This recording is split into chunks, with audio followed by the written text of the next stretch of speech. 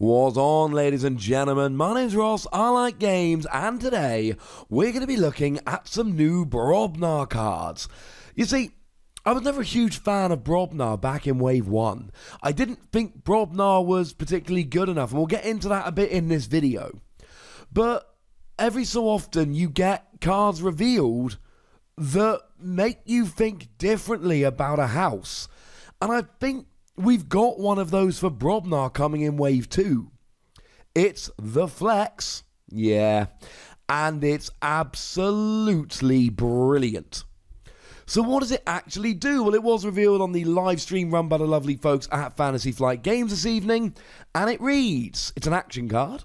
Choose a ready, friendly Brobnar creature, exhaust it, and gain Ember equal to half its power, rounding down the gain.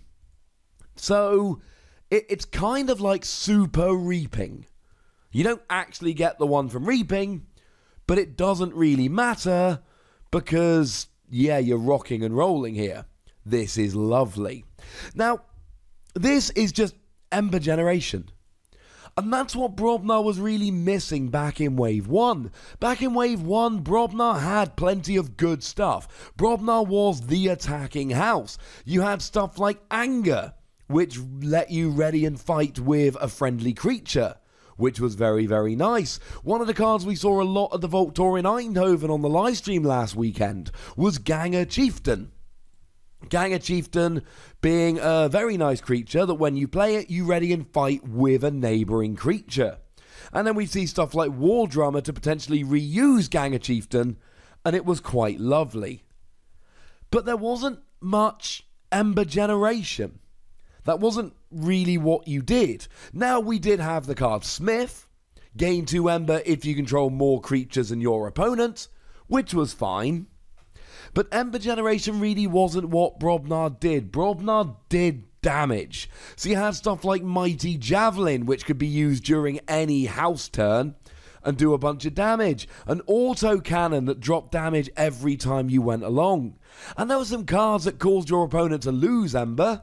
We had stuff like Screech Bomb, which you could sacrifice it and your opponent lost 2 Ember. We had stuff like Bumpsy, which lost your opponent an Ember when you played it. But we really didn't have much Ember generation. Headhunter, which allowed you to gain an Ember when you fought, was quite nice. But that was about it. And that's a bit of a problem. Well, I can't say for certain everything's turning around because of this one card, but I can tell you that this one card does what Brobnar really didn't do back in Wave 1. This is the kind of card where you say, hey, great news, I'm forging a key next turn. Now, the obvious, as far as I'm concerned, card you think about with this is Khalifi Dragon. Now remember, this is from Age of Ascension, this is from Wave 2. So there is no guarantee we're actually going to have Khalifi Dragon in Wave 2. We have been told by the lovely folks over at Fantasy Flight Games that it is more likely that you'll see rares popping up than the commons and uncommons, because the rares you might not have played with, most of the commons you will. So by that logic, we would expect Khalifi Dragon to be running around in Wave 2, but there's no guarantee. Khalifi Dragon is a 12 power creature, the most powerful creature in the game. Which means that if you use this to exhaust Khalifi Dragon, you gain 6 Ember, and for those of you paying attention, that is the exact amount of Ember that you actually need in order to be able to forge a key. That is kind of brokenly over the top great. This is really, really good. The thing is, you can only play Khalifi Dragon if you've got 7 Ember or more, and Khalifi Dragon's actually got a really good fighting and reaping skill. When you fight or reap, you gain an Ember, and you deal 5 damage to a creature. Remember, if you're fighting, you've got to survive the fight in order to do it. So now we end up in this weird situation, because either you can reap, get 2 Ember, 1 usually and 1 for the skill, and deal 5 damage to a creature, or you can gain 6 Ember, and the question is, it's up to you. If you know your opponent's waiting with a bait and switch, maybe you don't get too much Ember. But if you are just in that stage of the game where you're trying to collect Ember to win in a turn or two, Yeah, go ahead and flex, ladies and gentlemen. Go ahead and flex. Unfortunately, we don't know if this is going to be in Wave 2. Fortunately, there is a card which is going to be in Wave 2, which is almost as good. Lollop the Titanic. Lollop the Titanic is an 11 power creature. Now, this will give you one fewer Ember because, well, you're an 11 power and you round down. That's a little bit of a pain. But you're essentially reaping for 5 Ember. Essentially, Flex just lets you super reap. Because you're exhausting like you would be with reaping. You're gaining Ember like you would be with reaping, but you should be gaining a whole bunch more Ember. Kind of silly if you don't. Here you're gaining 5 Ember, and Lollop the Titanic, it deals no damage when it is attacked. When you are attacking, you do. So this is a really good fighter. The thing is, if Brobnar in Wave 2 is anything like Brobnar back in Wave 1, you're going to have a bunch of attackers. So this gives you that opportunity to reap. And reap good. This is 5 creatures reaping at once good. This is, I am going to absolutely get enough Ember right now to potentially win the game next turn. Good. And look, we've seen a bunch of Brobnar creatures from Wave 2. I'll link the other new Brobnar cards in the description.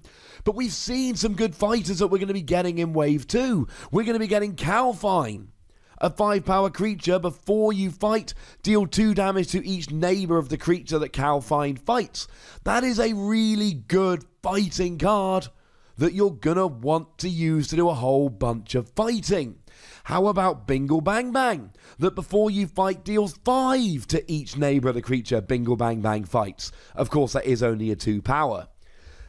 Judging by Wave 1 and the other cards we've seen from Wave 2, there's going to be plenty of fighters. What Flex allows you to do is Super Reap. Gain a bunch of Ember. If you've got 5 or lower, maybe it's not 100% worth it. But certainly if we get Troll in Wave 2, reaping for 4 Ember, yes. Absolutely yes. This is one of my very favourite cards we've seen from Wave 2 so far. This will win you games. This will literally win you games. Of course, you'll also end up getting this in decks where you don't have particularly powerful creatures, and that's going to be a little bit sad. It's not a huge amount you can do about it. But you're also going to get it in decks with Lollop the Titanic, and it's going to be amazing. Now, there was one other Brobnar creature revealed on the live stream. It is not as exciting as Flex, but I do want to show you all the new cards that are revealed, so we need to have a quick look. Groke. 5 power creature, which is good for most houses. Little bit rubbish for Brobnar. Still powerful, but it's not up there with Lollop the Titanic, for instance. And when you fight, your opponent loses 1 Ember. And this should make you think of a card I mentioned earlier. It's Bumpsy. 5 power makes your opponent lose an Ember. The difference is that Bumpsy is when you come into play, whereas Groke is when you fight. Worth reminding you at this stage that fighting abilities, as I believe we mentioned earlier in the video, they only work if you survive the fight. Essentially, you've used this at the end of the fight, and therefore, if you don't survive the fight, you're not there at the end of the fight in order to be able to use it. So there we go. It's a decent little skill, and it combos really nicely with stuff like Bumpsy. And there were a bunch of Brobnar creatures back in Wave 1 that did do a decent job of making your opponents lose Ember. Wasn't quite so good as Reaping, but it was good sometimes. Grenade Snib made your opponent lose 2 Ember when it was destroyed. Loma Flame Fist, if your opponent has 7 Ember or more, they lose 2 when you play this. So this does fit with what Brobnar was doing back in Wave 1. It was all right. I mean, we mentioned Screech Bomb earlier. That does pretty much the same thing as well. Not the kind of stunningly, amazingly great card that makes me leap up out of my chair and go, what? But then again, we did see Flex earlier, which I do think falls into that category. This is a decent creature that's going to be fun. But let's make no mistake about it, ladies and gentlemen. The big story here is the Flex.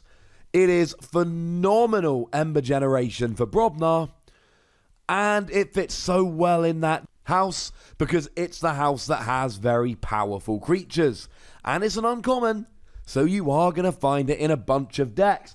I'm excited about the new Brobnar cards, well, flex, but I would like to know how excited you are. So please do let me know in the comment section. Go nuts, ladies and gentlemen, but please do remember the rule. Be nice, would ya? And then make sure you like this video, subscribe to this channel, and follow me on Twitter at the Wossy, where we talk about Keyforge and other games. But by far the most important thing as always, look after yourselves until next time. Thank you very much for watching. My name's Ross, and you've been watching Wossy Plays.